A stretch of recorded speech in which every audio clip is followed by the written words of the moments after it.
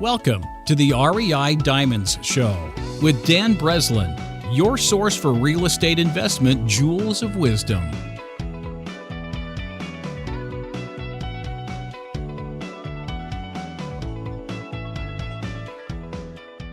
Welcome to the REI Diamond Show. I'm your host, Dan Breslin, and this is episode 181 on Anchorage, Alaska real estate investing, developing million-dollar homes with Joe Bell. If you're into building wealth through real estate investing, you are in the right place. My goal is to identify high-caliber real estate investors and other industry service providers, invite them on the show, and then draw out the jewels of wisdom, those tactics, mindsets, and methods used to create millions of dollars and more in the business of real estate. So Joe Bell is a serial entrepreneur from Anchorage, Alaska. And during this episode, Joe and I discussed the nuances of the Anchorage, Alaska real estate market, which industries drive the market, who the buyers are, and even the exact size of the market in terms of the number of transactions that close each year. Joe knows all these numbers because he's doing a volume of business there. We also discuss his new book, Assets Acquisition and Abundance, and cover his belief that anyone in the real estate business, especially real estate agents, should think and act as real estate investors. So if you're a real estate agent watching clients earn large profits by investing in real estate deals, why not figure out how to participate yourself? At least that's Joe's advice. And of course, we touch on his recent development deal, which totally hit the rocks as COVID shut down the world. $900,000 in funding simply vanished, leaving Joe holding the bag. After a fall like that, do you think Joe was able to get back up on that horse and ride again? AKA, ever finish the deal? Let's find out. All right, welcome to the REI Diamond Show, Joe. How you doing today? Hey, I'm doing pretty good. How are you? I am well. I'm good. It's bright and sunny here, which we don't get every day in Chicago in the wintertime. It feels like we'll go 8-9 days cloudy at a stretch.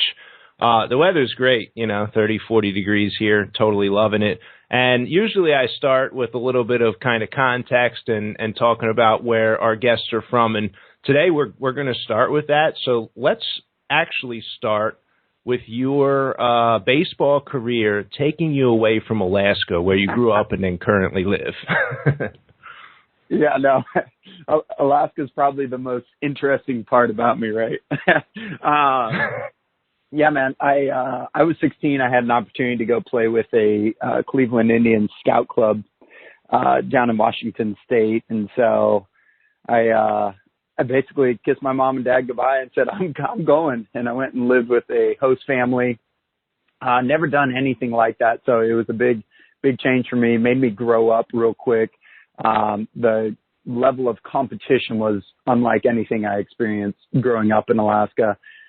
So it was it was a situation where basically I just kind of jumped into the fire, not knowing what to expect. And that's played well for me, in the following years, leading up to where we are in life now. So, from Washington, I ended up having a couple of opportunities to go play baseball at a few different colleges. And I ended up choosing the University of Hawaii because why wouldn't I? Right. It was still somewhat in that triangle from the Alaska, Washington, Hawaii sector. So it kept me closer to home than some of the other options. And went out there and got to play some D1 ball. They were a brand new Division I school, so we got our butts handed to us a lot. But we were also bringing in some really big teams because they would front load their season with warm weather. So we're playing teams like Wichita State when they're number one in the nation. They're bringing their big boys out, and we're battling them, and having a great time. Really great experience, outside of some of the mercy rule games that they ended up putting to us. But it was a really, really great experience. So after 2 years out there, I got tired of being on the rocks, so to speak, and ended up transferring out to Iowa State University. Got to play in the Big 12 again, playing with the big dogs. And that was such a unique experience as well. I'd never really experienced, middle America, so to speak. and being out there playing against Nebraska when they're number one in the country. Like, it was just, baseball was such a gem in my life, and I am so grateful for the experiences it gave me and also the education that it provided. Yeah, that's pretty cool. I never made it past, the kind of the little league thing. I think by high school, I gave it up because that wasn't really my strong suit. But I remember we were in games. So I played baseball too. And we were in games where we would get creamed and we would have the mercy rule and we would be, like 22-1 or 22-0, like really, really rough score situations and be behind. And then we had like the pleasure of being in the seasons where, I got selected for the All-Star team and we went to play at the state championships at Williamsport.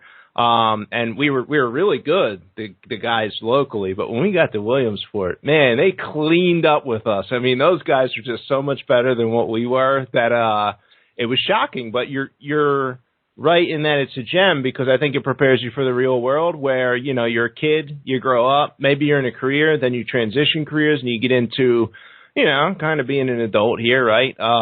And, there's some really heavy competition in life, right? Oh yeah, no, for sure. I hate to lose. I still have a disdain for it, and I don't think anybody ever really learns to love it. And growing up, when I'd be in those scenarios, I played hockey as well, and the town or the side of town that I grew up on ended up being a little bit of the lower level. I'm not going to say lower class, but lower level from another part of town. And I found myself in those situations, like you said, the 20-1s, 12-2s, more often than not. And I hated it. I hated every second of it. Like, I just couldn't stand it. And it was such a blessing because it totally developed my character to be able to handle the losses so that when I experienced the wins, because when I transferred down to Washington State, I played with a club, a high school down there that we ended up winning the 4A state championship. So experiencing the wins, like, it was such a euphoria, right? Because it wasn't what I was used to. And so it gave me this taste for life to, enjoy the middle, enjoy the highs, enjoy the lows, because it's all part of the experience. It's all part of the path, if you will. And it's given me such a, sense of gratefulness for that sport and teaching me those aspects of life. Yeah, it's funny. So the mindset to win is something that maybe in certain circles or conversations or people I know myself would think like, well, I don't want to articulate that I want to win, right? I don't want to sound like this chest boasting, blah, blah, blah, right? And these are maybe some limiting beliefs that I've had to deal with over the past as my company has grown and, my career has grown. But I look back earlier in my career, maybe 2 or 3 years in the real estate business, and I had a friend who was football, right? Football was his thing. He was, he sounds like the coach when he's talking, oh yeah, we got to win and competition and we're going to cream everyone. And I remember him saying that like he had so many lessons he learned on the football field from his coach that applied to real estate. And at the time I was like a one man, show. Dan's going to go out. Dan's going to close the deal. Dan's going to find the money to fund the deal. Dan's going to run the contractors. Dan's going to go to the settlement table, sign the deed, etc. And so at the time, I kind of in my mind, I laughed at him a little. Oh yeah, football taught you all this. I mean, he was at a much further along in his career, and he had the ability to put together a team and manage a team at a higher level than I could do then. But now looking back, this is 8-10 years later, and I say, wow, like how right Jimmy was when he was mentioning like the ability to build the team and have the culture and be able to rely on the teammates and whether that's transaction coordinator or a title company or an attorney or the contractor, there's a certain amount of this codependency that comes along with being successful, whether as a real estate agent or a real estate investor, that looking back, I'm like, wow, I learned that lesson. Thanks for giving it to me. I apologize for mentally kind of laughing there, Jimmy, way back when you mentioned that to me, but how true it was, Yeah, well, I think anyone that's spent any time around sports, not necessarily at the highest level, or the best player or anything along those lines, you understand the aspects of a team, right? I've noticed the parallel. So I used to run a brokerage here in Alaska. It was the largest brokerage. They did about $1 billion in business, which is super fun to say that I was a part of that. It was by no means because of me, right? I was just on the coattails of some really great players, if you will.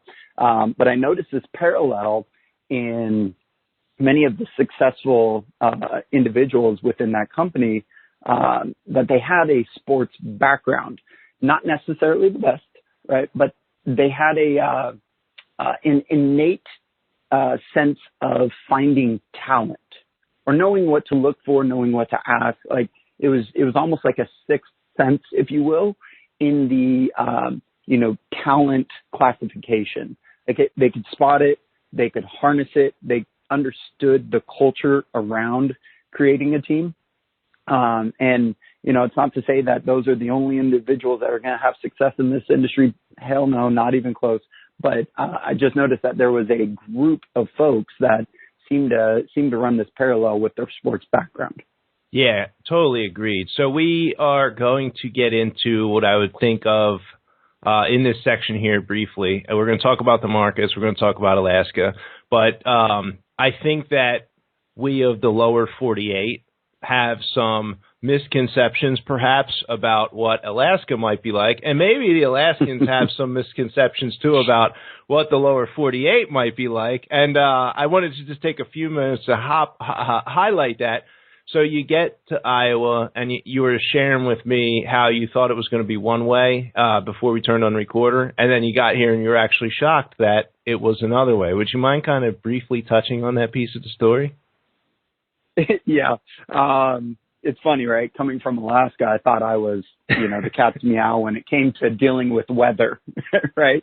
And it's funny because my senior year of high school, my parents ended up moving out of Alaska, and they drove down from Alaska all the way down to Florida. So I was fresh off a break in Florida, and we were talking about what I needed for school. My mom's like, "Oh, do you need a winter coat?" And I'm like, from Alaska, no, I don't need a winter coat. Now, remind you, I also just spent 2 years out in Hawaii, right? So anyway, I show up to Iowa, and oh my goodness, like that wind that came off of the lakes, I mean, it smacked me right in my face the minute I stepped outside, chilled me to the bone. I mean, it was a cold that I had never experienced. And I lived up on the Arctic Ocean for about 6 years. I mean, in some of the coldest climate that there is. And that was just an eye opener going, oh, okay, you guys got it rough out here. I had no idea. So that was a shock for sure.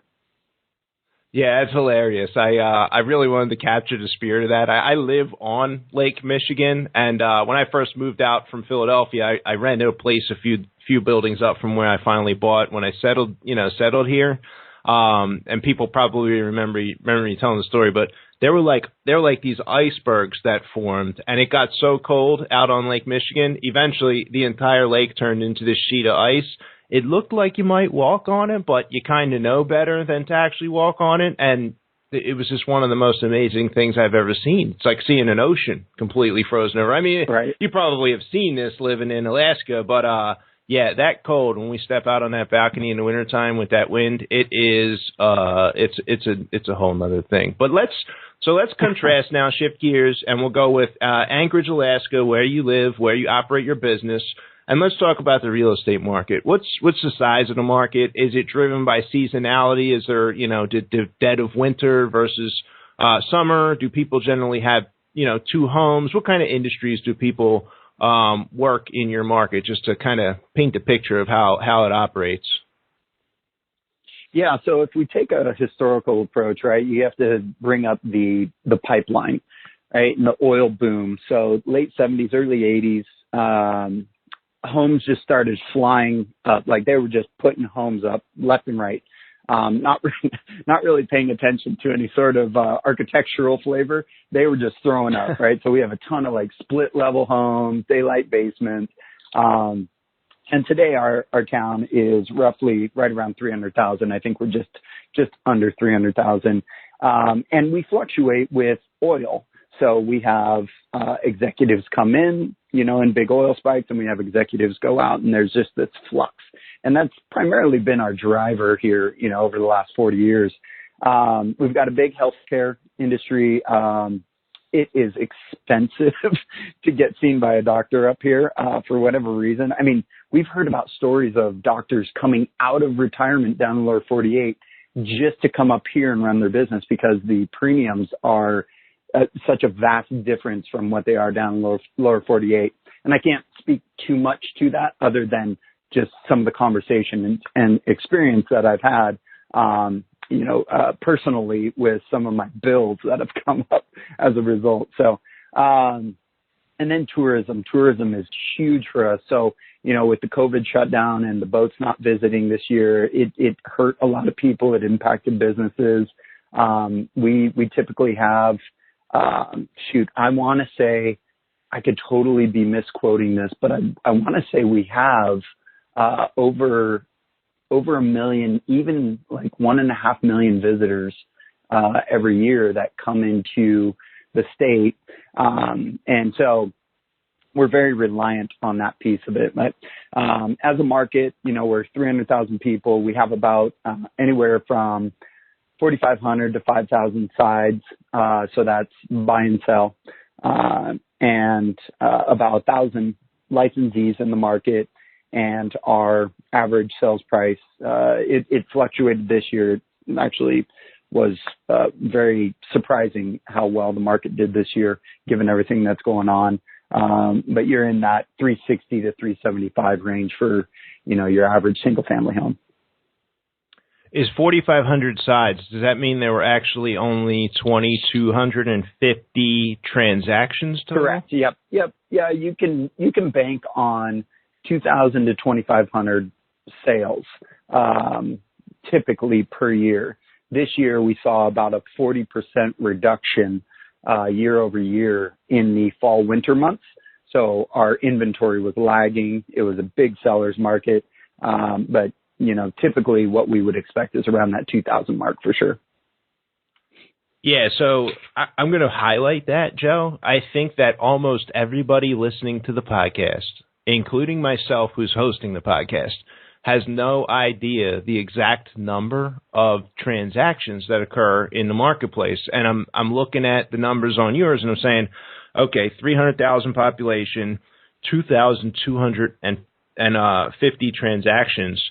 And the numbers, and maybe you're above average with paying attention to details in the market, maybe not, but how much more important, or how important has word of mouth and reputation been in your career? Because I'd imagine, like we have in these, in my markets, I think I'm roughly 5 million, give or so, in Atlanta people. We're about 5 million. We go up to 8 million if we include our tri-state around Philadelphia, and we're at about 8 million people in the Chicagoland metro area. Those are the three markets that I'm in. And we say, yeah, your reputation, and we keep a blacklist, and people who've done things like try to backdoor us on deals or operate their business in an unethical manner. But like, man, it feels like we're in a giant ocean where, yeah, some of those people, agents, attorneys, they burn their reputation with us, but it's probably such a big market, it doesn't make a huge dent. How much different, if any, in the Anchorage, Alaska market, if someone burns their reputation, is it going to harm them? And how important has it been maybe for reputation with you in your career so far? Yeah, no, it's a great question, and I don't have any bearing on operating in a bigger market as a real estate professional on the licensee side.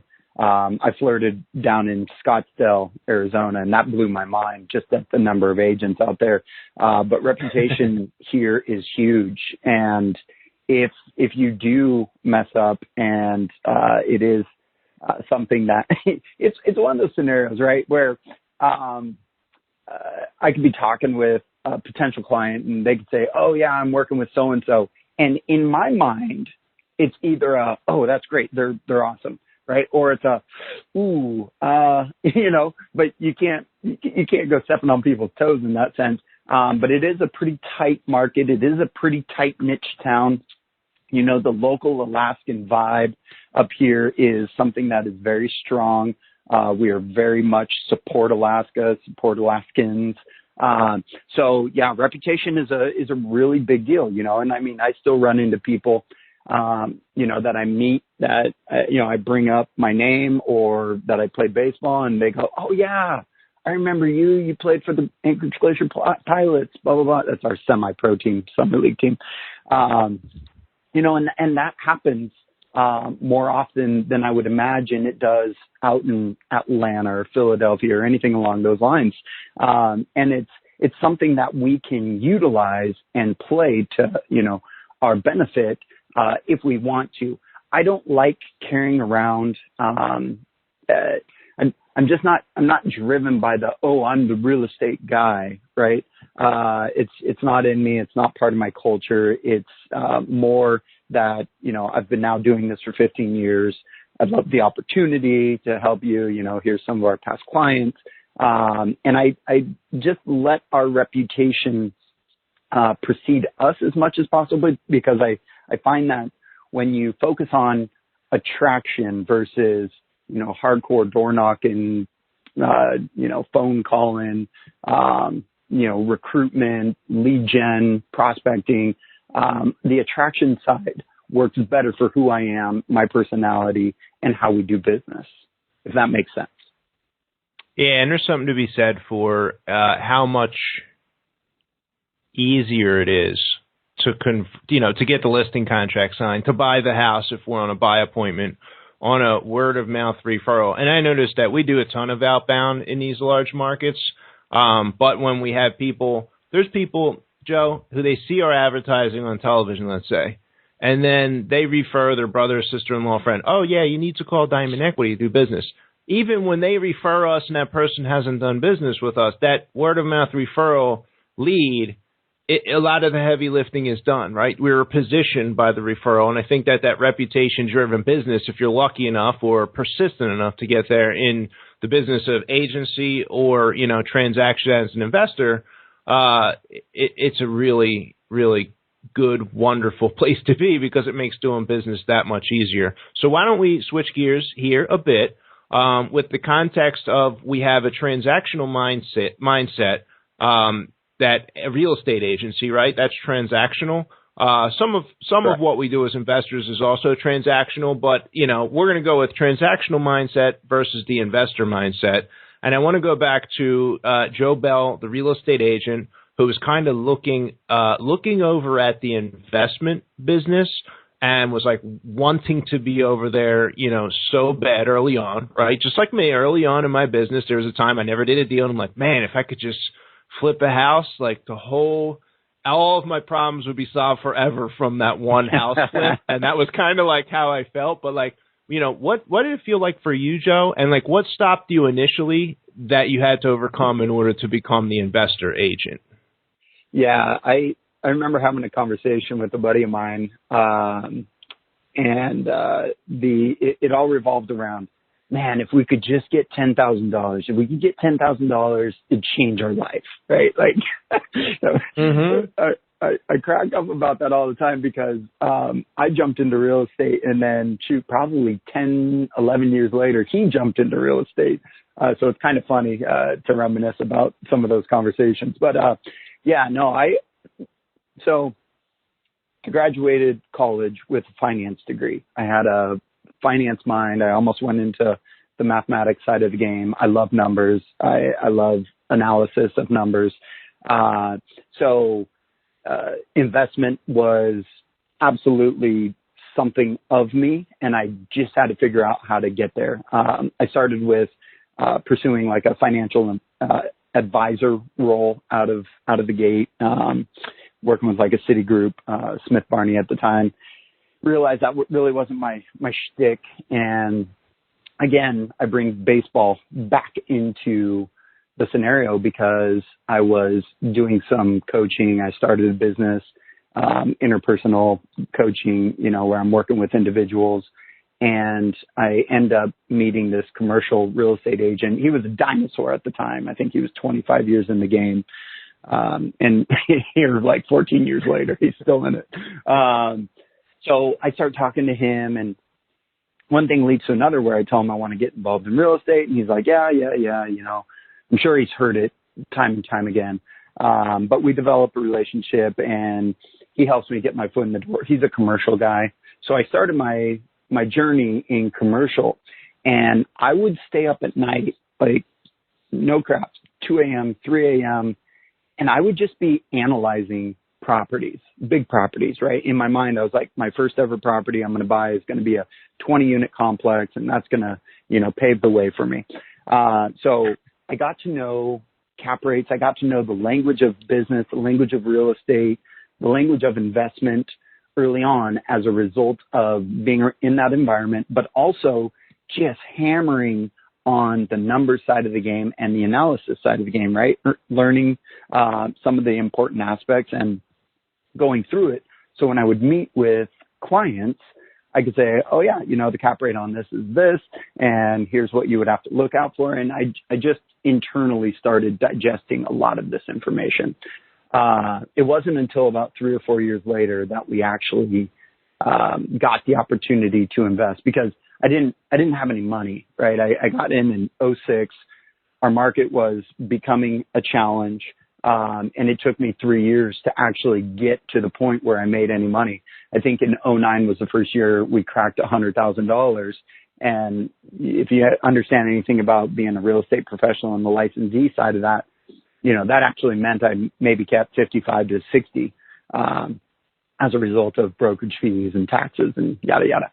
So, it wasn't until 2009, 10, somewhere in there, I came across a conversation with my girlfriend at the time with her boss. He was an investor. They did multifamily. They did flips.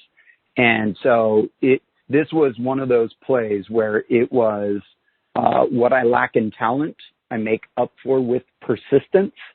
And I just kept knocking on his door. Just, hey, you want to go check out a property? Hey, I've got this one coming up, and I just kept sowing seeds. Finally, I get a call, and I think it was like 8:30, almost 9 o'clock at night. It's right around Christmas. I think we're on like Christmas break mode, right? And he's like, hey, Joe, there's this frozen property. I need you to meet me over there in about 30 minutes. Right? And I'm like, okay, here we go. You do what you got to do. So he also tells me, bring some boots. Okay. Yep, sure. Frozen property. You don't know what you're going to get into, right? And I roll up, and you being out in Chicago and understanding the cold, right? You can tell when a property is cold. You roll up and you see the frost on the outside of it. Like, you're like, okay, here we go. And we go plunging into the crawl space. That was the first thing we did. And, I've been through some properties. I've been through some, junkers, but nothing like this.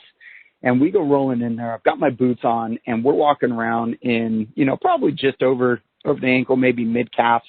I'm going to call it liquid because at the time I didn't realize what was going on. Right. Like, I knew the place had frozen.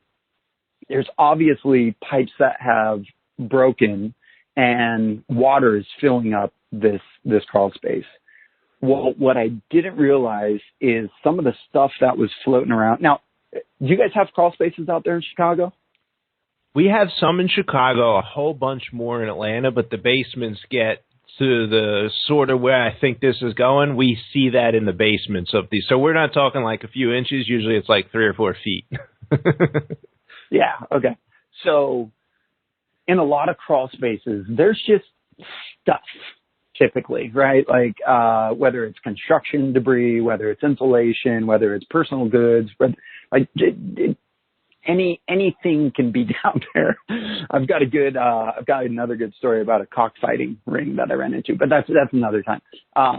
So there's stuff floating in the water, right? And so my brain's like, oh, it's insulation, or it's, construction debris, whatever. Well, come to find out, the sewer line broke. And so there's feces that have creeped into this crawl space, and that's part of what's floating around. Like, you want to talk about disgusting, right? The minute that you realize that you go, what in the hell have I gotten myself into?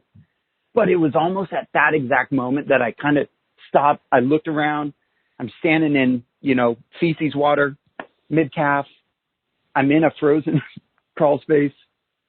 And I just realized, I was like, yes, this is where I want to be. Like, this is real estate investing. This is finding the junk property, and creating a beautification to bring them back to what they should be. And that was just my moment of clarity where, I realized that's where I wanted to focus, and I had to find a way.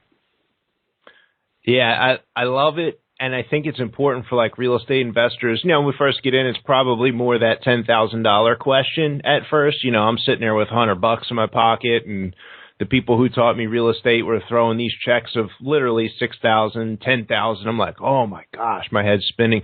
And you get in probably, for the money at first, but then you start to realize, just like you did, right? It's like, I am in the business. I'm on a mission from God, Joe, to get in there, and it could be we're answering prayers. So like we had the older woman who was sitting next to this, meth dealing house with the guy with the shotgun in it, and we managed to get the people out of there and, put that thing back on the rent roll, all renovate it nice and new. Like, do you think that woman is a little happier with the situation? She is.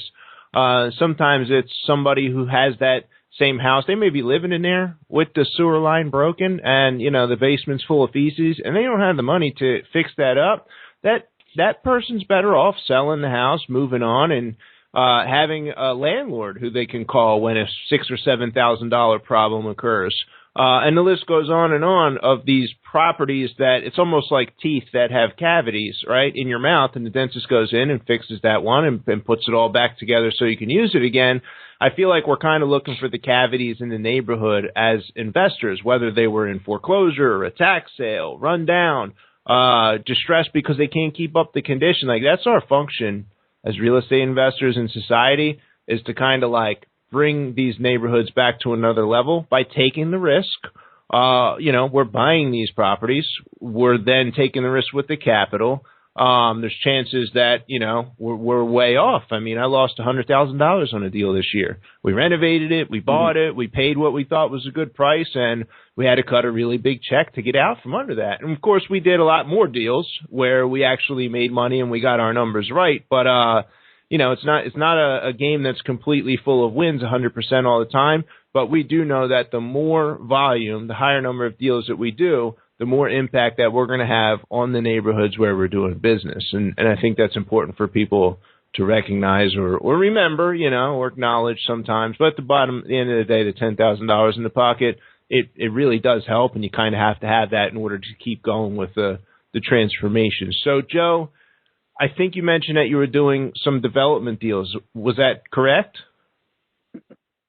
Yep. We're currently doing some development, which is a newer part of the world for me, right? I've been through some new construction in the past, but actually having it as, the individual leading the charge, this is a really awesome opportunity for me to learn and exercise some of my talents and my abilities in a different manner. So, yep, we're in the middle of one right now. We've got another one that is potentially coming around the pipe. So what gave you the confidence to pull the trigger? Let's go back, you have it under contract, or maybe you're at the analyzation point, right? Like, how did you come to the conclusion that this was a deal that you were going to set forward and put in motion and get to the settlement table and build out? Sometimes it's one of those where it's like open mouth, insert foot. And that was one of these scenarios. I live in a small little resort town. There's 1,200 people. We live at the base of a ski mountain. Inventory is just not there. I mean, it is non-existent to a degree, right? And we have a list of 12 to 14 buyers that are looking for a spot. And I ran across a piece of land, and the land has challenges, as does basically any, potential investment / development opportunities. because the majority of the land has already been built on the good stuff, right? And it was just one of these scenarios where, you know, the evolution of any profession, right? You know, I started as a 26-year-old, not knowing how I was going to make my, you know, next rent payment, unsure of what I was going to eat. My car broke down. I don't have money to fix it, and I had to figure it out, right? To running $1 billion brokerage 9 years later. And through those years, we had a lot of challenging times. We had a lot of wins. We had a lot of success. And I am always focused on growth and evolution. You know, there's two mindsets there. It's stick with, you know, find a niche and just stick with it, right? So if you're good at listing homes, then just go and list homes, right? And that's just never really matched up with who I am. I like to learn new things. I like to do new things. And so, you know, going through the evolution of investment, of, you know, flips, multifamilies, wholesale, blah, blah, blah. Development was something that was not really on my radar. And I just had that in my brain that I wanted to get into. I wanted to experience it. So it was an elixir of all the right pieces coming together to where the piece of land showed up. The owner was willing to finance, carry paper. I had some folks that were interested in participating from the financial side. And so we pulled the trigger because I know that this market is really, really solid, and it could be one where I could, you know, trip over a few of the parts as I'm working through it. But I know enough to be dangerous, right? And so, you know, I had confidence in my abilities, but I also knew that there were going to be some, you know, stumbling, learning opportunities along the way. Yeah, that makes sense. And I like the evolution mindset. I mean, for me personally, I'm in the middle of a zoning change so that I could put 2 basement units into an 8 unit. So I'll have a 10-unit building when it's done. Then I have to rebuild the entire, you know, 2 units at the bottom there because they're not legal. And there's been a lot of experience and learning about the city of Chicago, number 1, how zoning works, number 2, how permits work, number 3, learning about the timeline on a project like this, number 4, that a lot of these lessons, right? My niche is buying and selling houses very quickly. Like, my goal is to buy and sell it almost instantaneously, make a profit, keep going. Sometimes we buy them, we renovate them, etc. But in that openness for evolution personally and getting those lessons that are in zoning, all of a sudden it brings these new angles that I can put into the main niche, which we're very good at. Whether it's negotiation lessons, experience from, you know, that $100,000 loss has caused us as a company, right, as a whole, to negotiate better deals and stay a little bit better within our budgets and know which projects to pick to do a renovation and which projects to pass on. So I think it's as critical as the evolution is going. I'm always on the lookout for, okay, so how does this other thing that I'm doing over here, which seems completely unrelated to this first thing, how do I actually extract a lesson from that and apply it to this? And I've gotten, you know, so many of those lessons come from listening to this podcast. You know, I listen to a real estate agent. I don't list properties, but there's something to be said in the lessons that come from learning how to develop a team, or talking about getting a contract, or talking about heuristics or whatever the conversation thing is, and then applying that to my main niche. And I think there's just so much value in that to be able to continue to grow the career, right? Yeah. There's a quote, the archer looks in for the fault, right? And that's always stuck with me when we've had these opportunities of stumbling and opportunities for learning. You know, there's got to be a little bit of a pullback in a bow and arrow in order to launch forward, right? And I have no archery background, so I don't know why it sticks with me, but for whatever it does. So what's fun, you know, you're talking about your $100,000 loss this year. So this development that we were just talking about, when COVID hit, I lost all of my funding. I had designs, everything worked out. We were ready to fund. COVID hit mid-March. I had notes and payments due April 1 and May 1. I lost $900,000 in funding.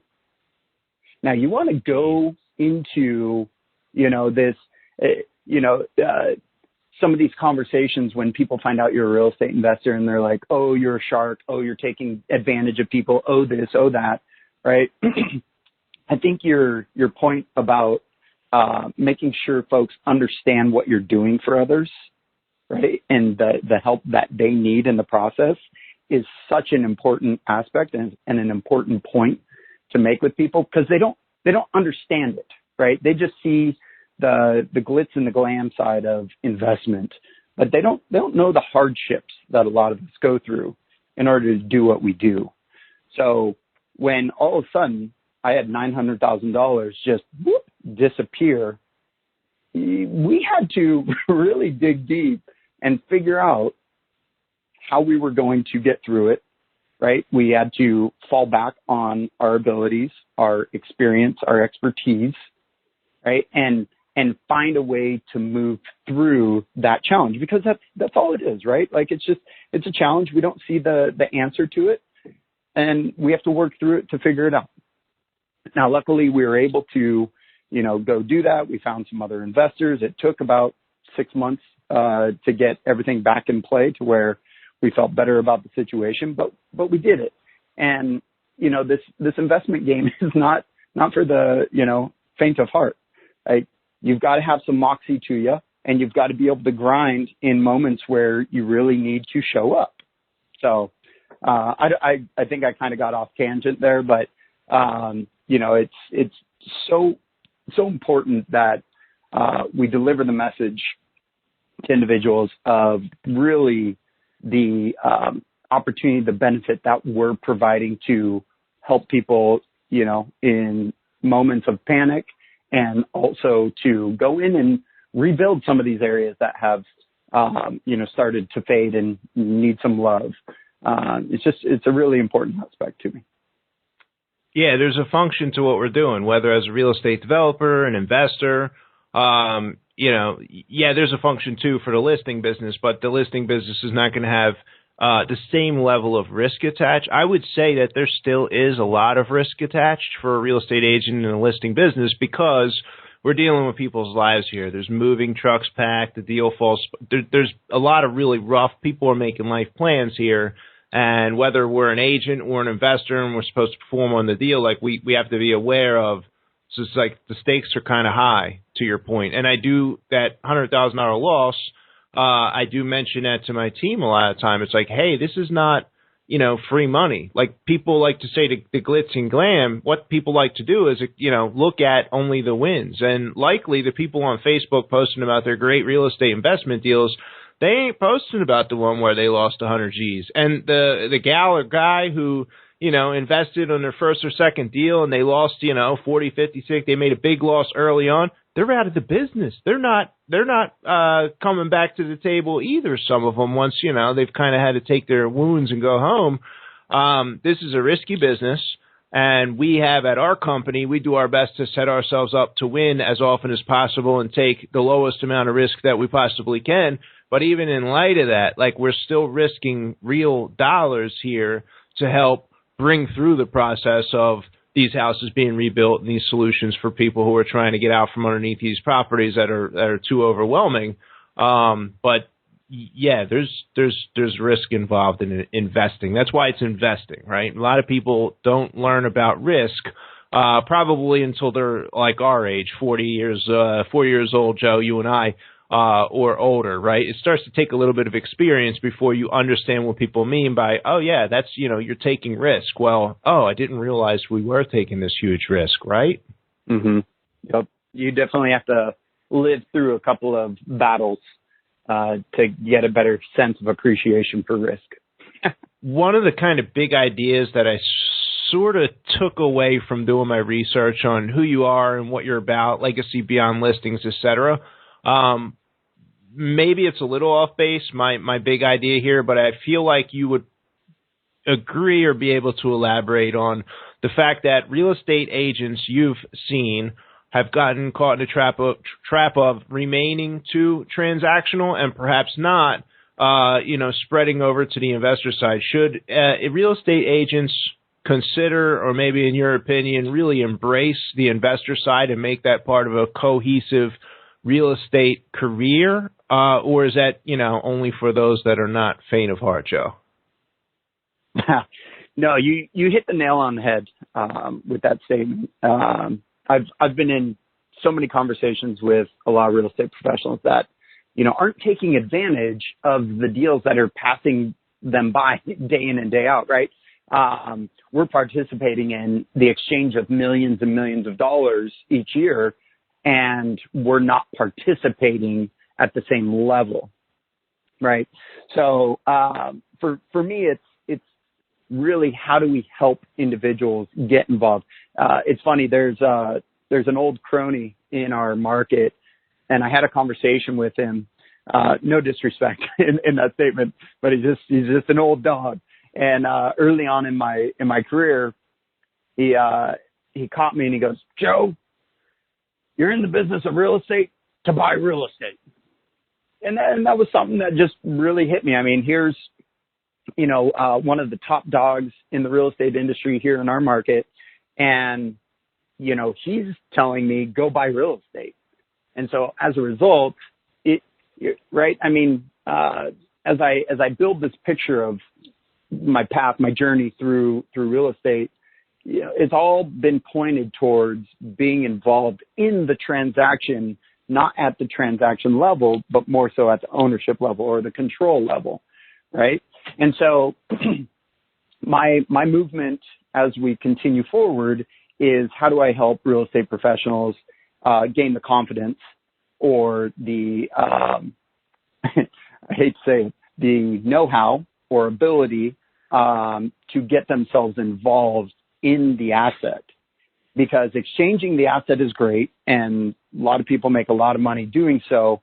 I just think the better long-term play is to understand how the asset works, understand how the investment and return work in a much different manner. So, for example, right, if you're participating in a $300,000 transaction and you're getting 2.5% at $7,500, that's great. Right. And what if you had a network of financing behind you to participate in a $200,000 transaction, get 2.5%, that's $5,000, but you also get a 10% stake in the business or in the property. And we're going to utilize some of those funds to go in and, build out a $40,000 return. Right. I use 40,000 because that's kind of the normal number in my market. So what you did is you just categorically increased your participation by $2,500 or whatever that number comes out to be, 4,000 plus 5,000, 9,000, 7,500. So $1,500, right? Which isn't huge, but you're just looking at percentages and you're looking to grow those percentages. So maybe the next property you go for 30% involvement, right? And so on and so forth. You're just looking at ways that you can get involved in the transaction as a result of your expertise, your zone of genius, if you will. And you, at the same time, you're looking to build your network in order to be able to participate, in order to be able to bring in funds because people know what you do, who you are, and want to participate with you. Did I paint that picture okay? You did, and I'd agree. I'd even point out, right? So when I got into business at 26, I didn't have family connections. I had a family. I'm grateful for my family, and they gave me a lot of skill sets that I feel like that was an inheritance beyond what perhaps money inheritance could have come or something, right? Looking at oh, we wish we grew up in some wealthy house. That wasn't me, but I inherited this wealth of skills. Some of mine happened to be around doing electrical work and contracting and just being confident to go in and fix houses up myself.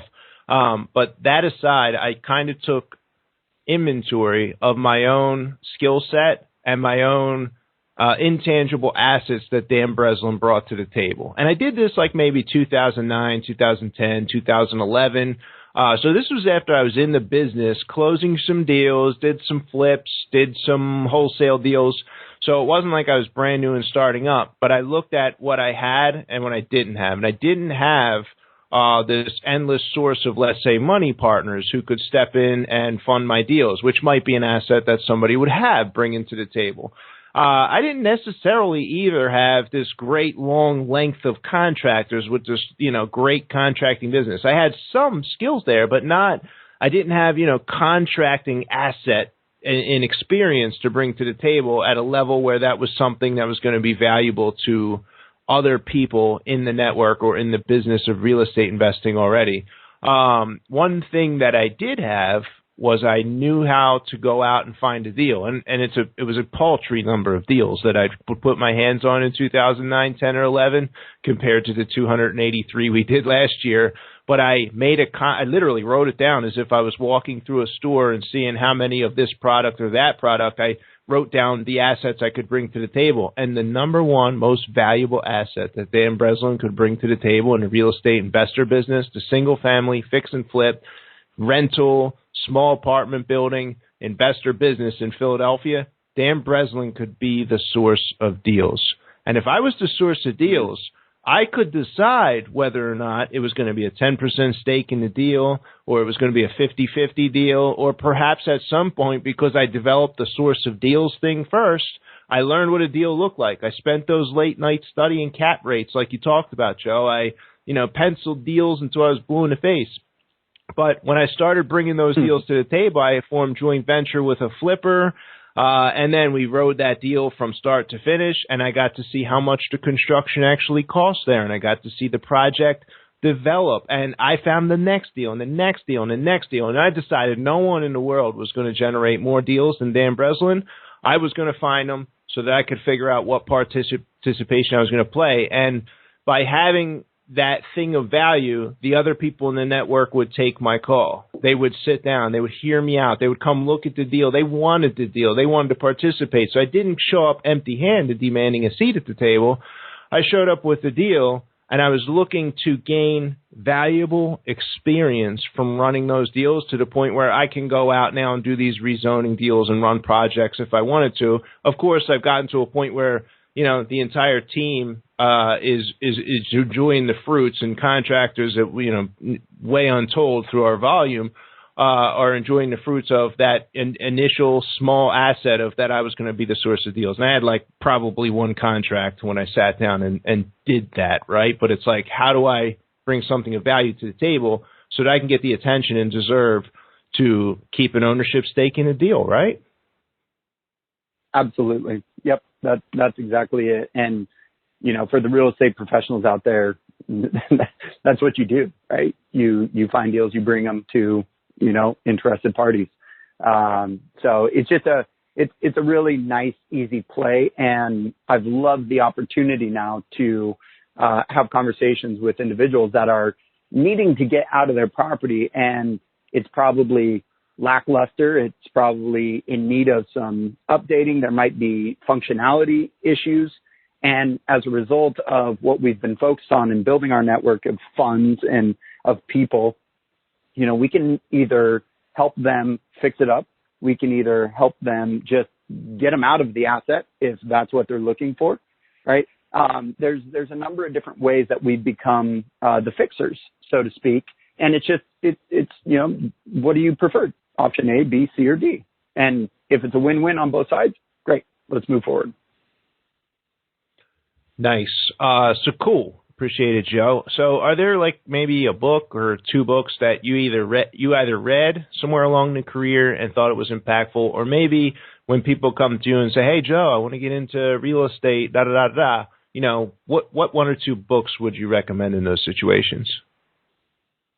So real estate specific, I really like The Millionaire Real Estate Investor. That one just hit well with me. That's Gary Keller, the founder of Keller Williams. And I was with Keller Williams for 9 years. That's the $1 billion brokerage that I was running here in Alaska. And so I got to see Gary's mind to a degree. And Millionaire Real Estate Investor is it's just one of those solid foundational books that I would definitely recommend for folks that are looking to either grow their investment side or get participating in the investment side. And then for me, growth mindset, really continuing to play in the space where I'm thinking big, I'm coming from abundance, I'm being, more the potential driven side versus scarcity.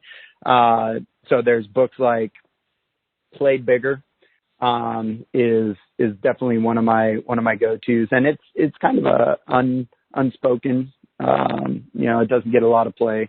The author on that is Ramadan and Peterson. I think there's a third that was involved in that one. You can go Grant Cardone 10X, regardless of what you think about him personally. Some of the points and, really just the vision of that book is super cool, right? It's, how do you, land on the moon, you aim for the stars, so to speak.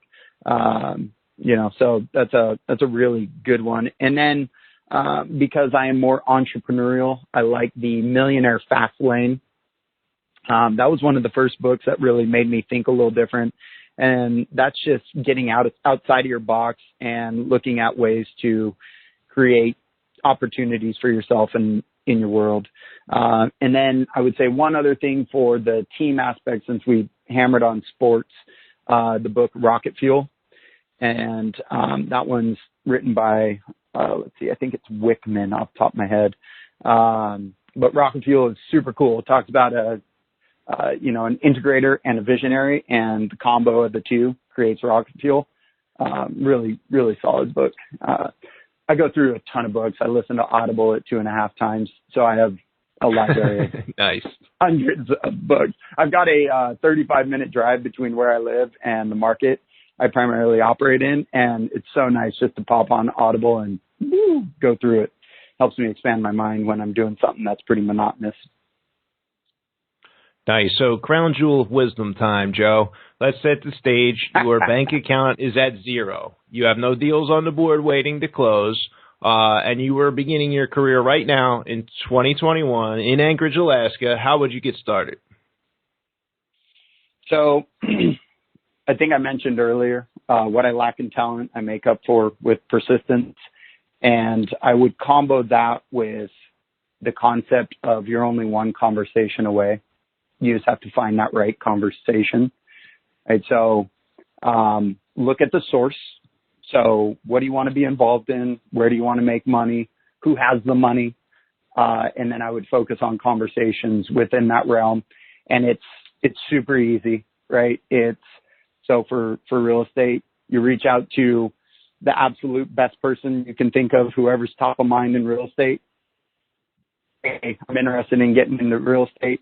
I was wondering who you might have in your network that is absolute best top of mind real estate person in your Rolodex. Do you think I could potentially get a conversation with them? Great. You have that conversation. You ask them, hey, who's the best person in real estate? Absolute top of mind. Do you think I could get some time with them to have a conversation? Right. And you play the part, right? And out of the conversations, you never know what's going to come out of it. So, focusing on conversations within the realm that you want to play in, at the source of who has either the assets, or the resources, right? And, just continue moving forward, being possibility driven with a growth mindset. And I think you're right there. Yes, solid. I love the fact that you included the phrasing of the question. So if anyone's listening and they're newer and they're going to be starting now in 2021, do not glaze over the actual phrasing of the question. It was done in a very pointed manner that's going to elicit a very specific result. And I'd also add on that I have multiple people on my team right now who came through the podcast listening to episodes just like this, and they essentially did the same thing that you're talking about. It was a persistent follow-up. There was some adding value. These guys did whatever they thought they could bring to the table. They were mentioning it, and they they called and they kind of asked those same questions and literally been part of the team. Some of my most productive business partners, even to this day, have come through using this exact same strategy. So solid info there. Before we get to the contact information piece here as we wrap up, I just want to ask with a little bit of a fun question. So where are you heading today, Joe, once we wrap up recording our episode here? It's a great question. So here in Alaska, it's 10:01 a.m. I live at the base of an amazing ski mountain with, I want to say possibly the top 3 in the nation in regards to how much snowfall we've gotten. So mountain opens in 28 minutes and I will be up on that mountain in 29. So I'm going to go rip some laps, shred the gnar, have some fun, get lost in some POW. And then, probably an hour and a half later after my legs, won't really keep me up anymore, I'll make my way into town and go have some fun in real estate.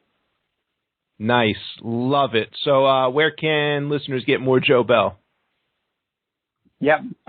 So we've got a website that we set up, legacybeyondlistings.com. That was the whole premise of working with real estate professionals to help them get involved in, controlling assets. So we started with real estate professionals in mind, and then we just opened it up and said, hey, this can apply to anybody. So legacybeyondlistings.com. You want to schedule some time with me to just have a conversation. And not enough people take me up on this. Like it's a consultation of just having a conversation about real estate. There's a scheduler on there that they can reach out to me. Otherwise, an email address, joe@joebell.life. And if they really want to dive into my mind a little deeper, I've got a book on Amazon. It's called Assets, Acquisitions, and Abundance. And we put it on there super cheap so we could get it out to as many people that are interested. Sweet. Yeah, I love it. Our philosophies are the same. We both make our money from real estate, not real estate coaching. I love guests like that are totally value add, just like you are, Joe. So really appreciate that. I appreciate you blocking out the distractions. I know you're busy and giving us an hour of your wisdom here on the show. Thank you for coming on, Joe. Yeah, no, absolutely. To me, it's just how I run life. And if it's wisdom or knowledge for somebody else, that's, like you said, just an added value in that regard. I enjoy these conversations. Thank you so much, Dan, for, the opportunity. And I look forward to reconnecting here in the future. Low-cost capital is the fuel of any volume real estate investment business. As a real estate investor, I am sure you're well aware of these 2 facts. First, your business is driven by access to capital, or starved from a lack thereof.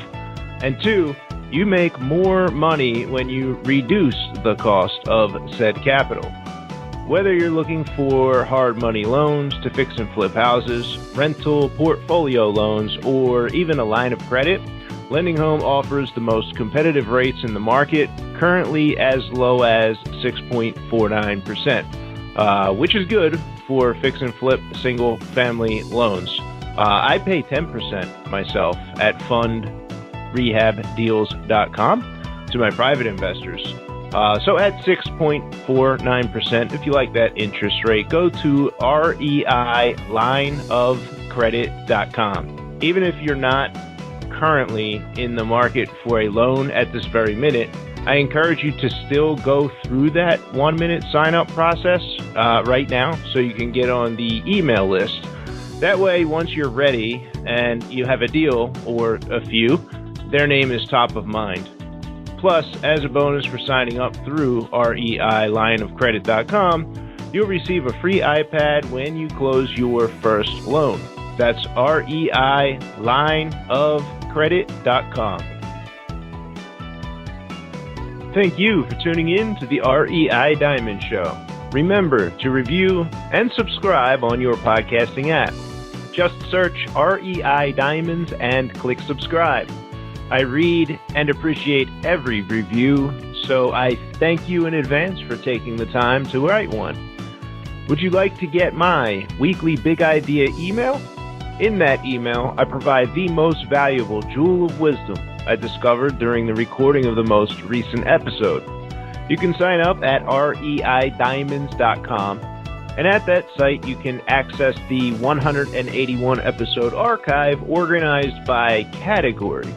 And one category in particular, the long form gold category, is a personal favorite, featuring long play episodes not limited by time, which take an even deeper dive into our guests' wisdom. Again, that website is reidiamonds.com. In 2020, my house flipping business, Diamond Equity Investments, bought and sold 283 houses. And so far this year, we've closed out 14. We have 117 more in our inventory, either under construction or under contract waiting to close.